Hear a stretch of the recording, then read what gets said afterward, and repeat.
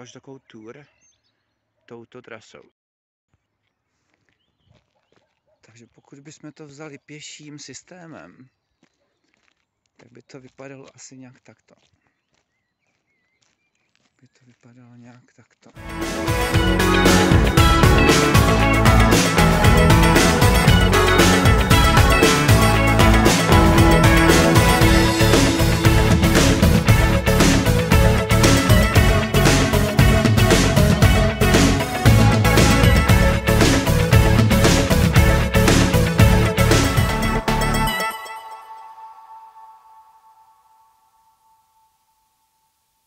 Takže tady ještě jednou, tady to hřiště, cyklohřiště s těmi klopenými zatáčkami.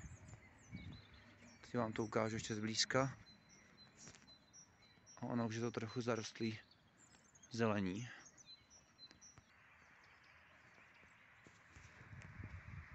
Takhle to vypadá. Neuvěřitelný zatáčky, klopený. Koukněte na to.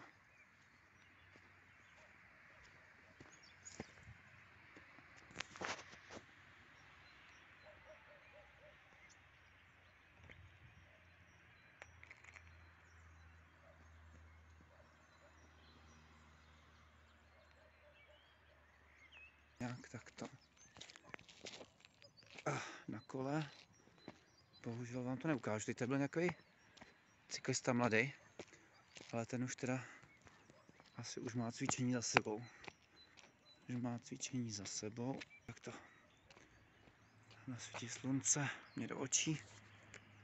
No a takhle to prostě, takhle to vypadá. To je úplně úžasně vytvarovaný. To si dali ti stavitelé úžasně záležet. To je něco. No, mít kolo. Hned se tady jdu projet. Hned bych se tady šel projet. Takže tady.